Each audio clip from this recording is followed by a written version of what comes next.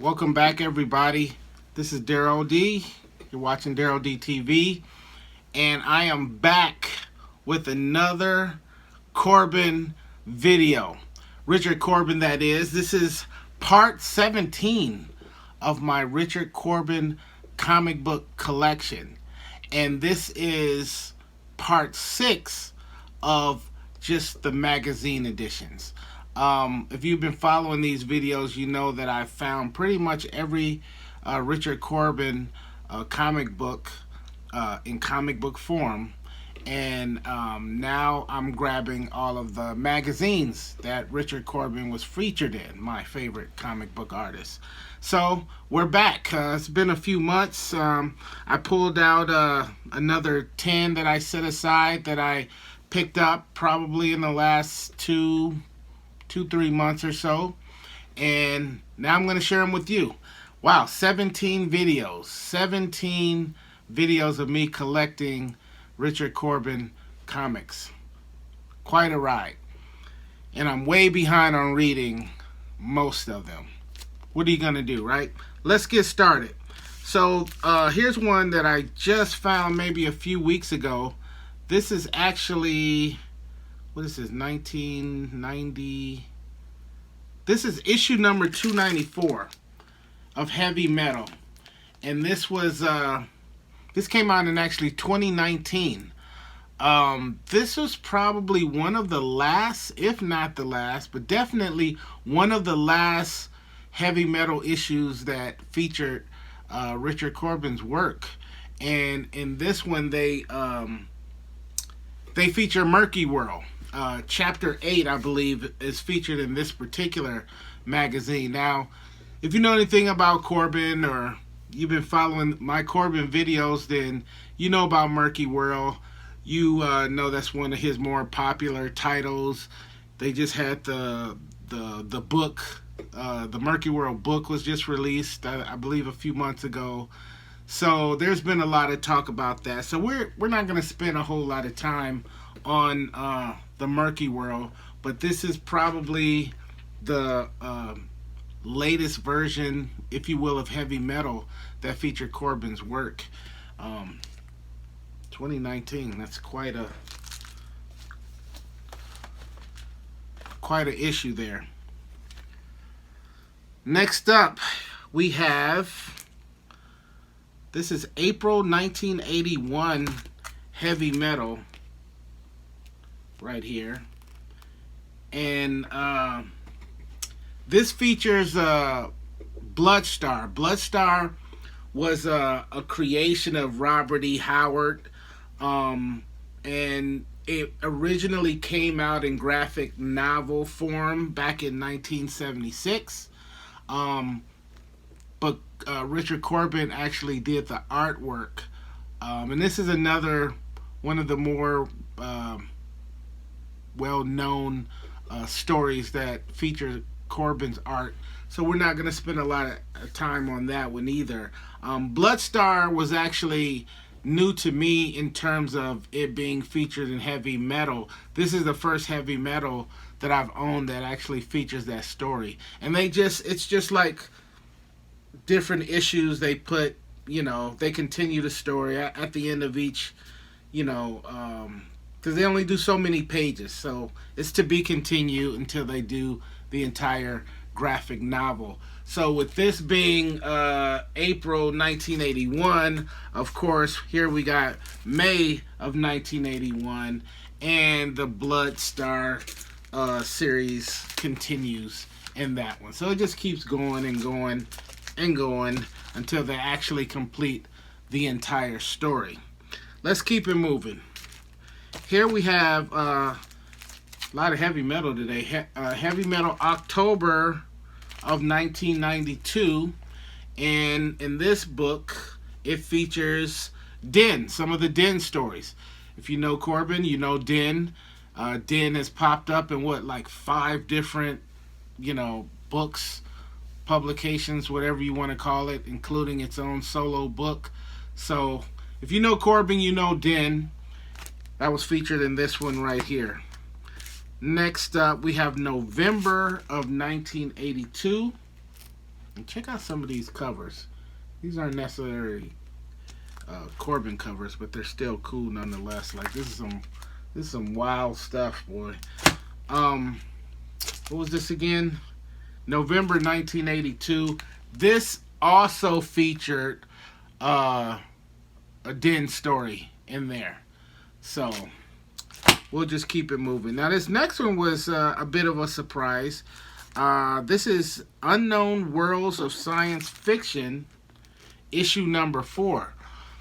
I've seen these around. I've never really been... I love science fiction, but man, this just based off of the cover doesn't attract me too much. But let's just take a look inside and see exactly what's in here. I didn't know about this until right before I actually started looking for it. Let's see.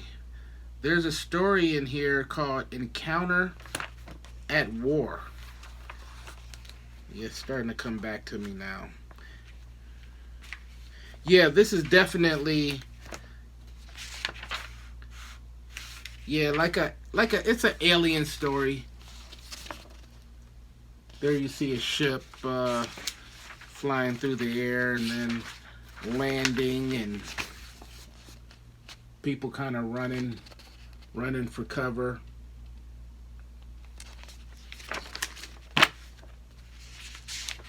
Aliens taking over and whatnot. You're kind of cliche-ish, take me to your leader type of story. All black and white.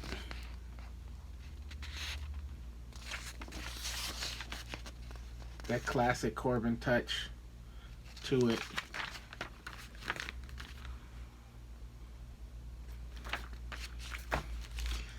Sometimes Corben pops up in some of the strangest places, because he's got like a, you kind of, after you get to know him, you kind of have a feel of where he might be and where he might not be. And this just doesn't seem like one of those places. But at the same time, it seems like it's exactly one of those places that he might be. But I certainly didn't know about it until I actually started looking around for more Corben magazines. Which brings me to our next one. I love Conan the Barbarian. I love the Conan magazines and whatnot. I was very surprised when I found out that Corben made an appearance in here. This is number 4, and if I believe that this one is just some Corben art that's featured.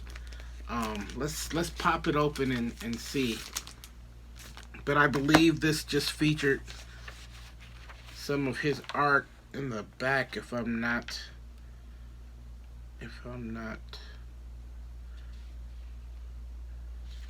It says the Corben Conan collection. Here and on the inside front door or front cover, we proudly present a quartet of beautifully rendered drawings of Howard's hero, as perceived by the talented underground cartoonist Richard Corben. And this first picture on the inside cover, it says, "From the darkness ooze and flowing scaly coils, the ultimate horror of reptilian development." And so here's what that looks like. So this is just pure Corben art on there.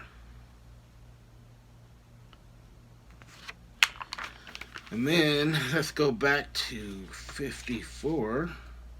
See what they got going on back here. So this next one is from the Phoenix on the Sword. I never even heard of that one, but okay.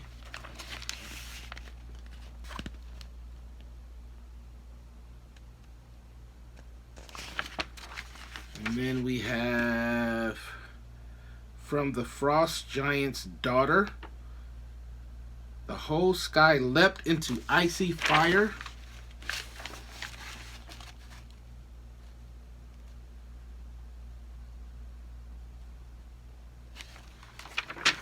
This is a serious reader copy right here.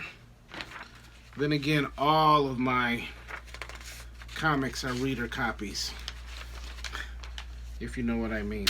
So this last one, it's from Queen of the Black Coast. He knew that those black taloned hands were death.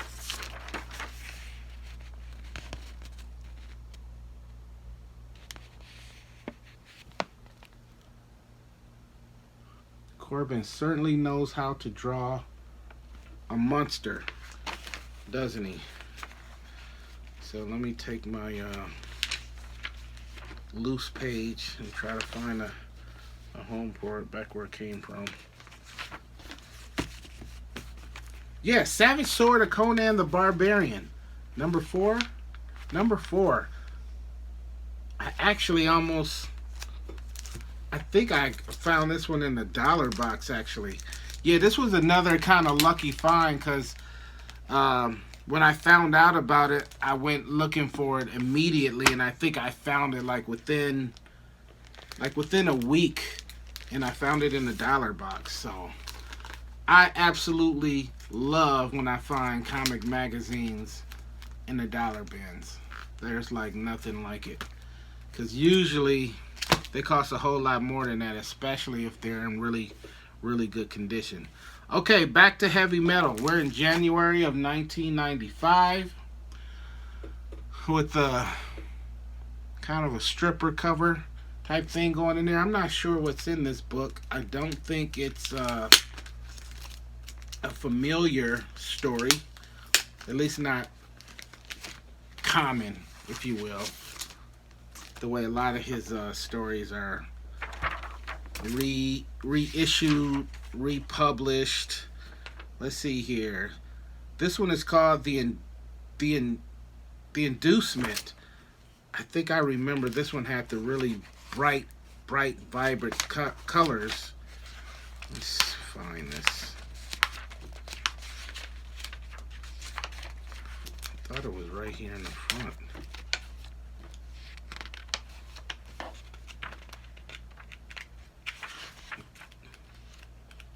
Oh, there it is.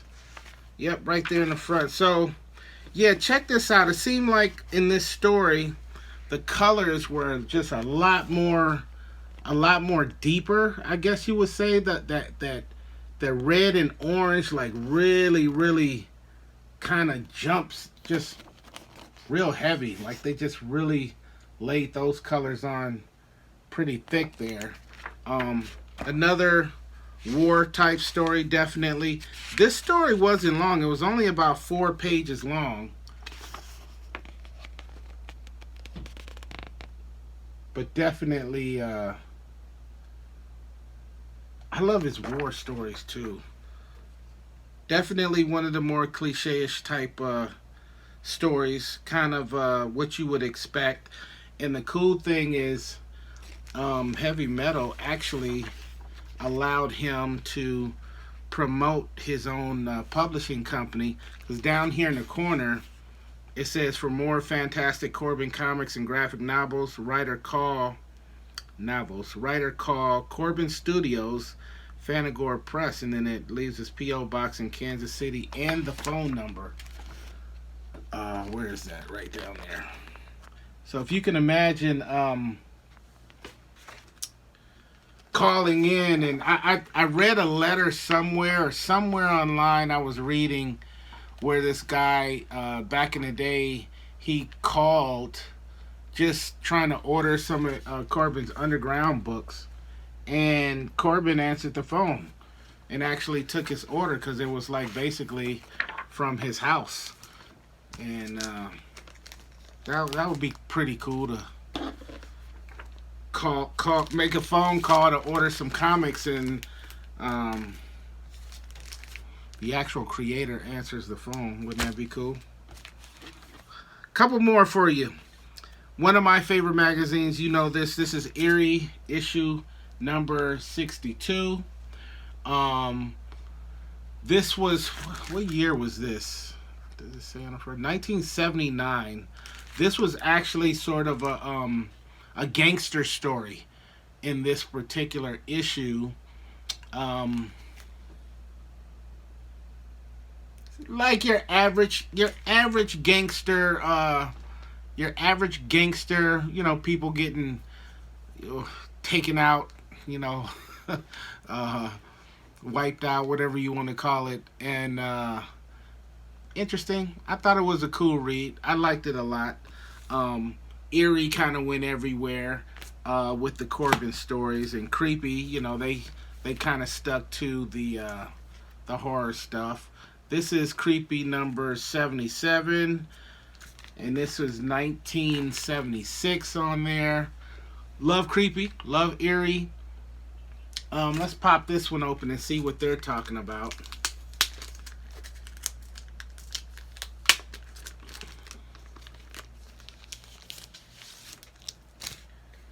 Look at there. Right on the back, they advertise in Comics International. Both of those issues feature Richard Corben. So let's see. See, some of these older creepy and eerie magazines, they didn't tell you in the table of contents. They would tell you what the stories were, what page of stories, but they didn't show the writer or the artist until you actually got to that story. So since we're gonna kind of skip ahead of things, let's just go find out. Oh, I remember this one now. So this was a story called The Believer, and it was one of those classic Christmas Scrooge type of stories, you know, theft and all of that bum humbug stuff. So you can see that guy. That guy looks familiar, right? Kind of common to the Scrooge stories. Yeah, a couple people get wiped out in this story too. You know, they pull out the shotguns and all of that. I personally, I don't have anything to do with the Christmas holiday, but I sure do love when those holiday stories pop up in creepy magazine. And they do, over the years, they have quite often. Look at this guy's getting. They have quite often. It's always kind of humorous to me. Time of year when people are supposed to be happy, or they're faking a lot of happiness, and you know, a whole bunch of nonsense and tragedy happens. Is it me, or does that sound like it's pretty stimulating reading? I don't know. Maybe it's me. Anyway, so that's another 10 Richard Corben magazines from my collection. This video number 17. Wow, that's a lot. If you haven't checked out my other Corben videos, make sure you go back and check those all out. I show some really cool stuff. Probably everything that you've ever seen in comic book form. There are a couple that I still would like to get that are like extremely rare and extremely expensive, but what are you gonna do? If I find them, I find them, hopefully, but I'm certainly not gonna pay an arm and a leg for them. That's for sure. So just so you know, there's plenty more where these came from. I can tell you that right now. So you guys stay tuned. I hope you're enjoying these Corben videos. Tell me some of your favorite videos down in the comments if you get a free minute, okay? Until then, we'll see you next time on Daryl D TV. And when we come back, we'll be at video number 18. I already got a few set aside. We'll see you then. Take care. Peace and love.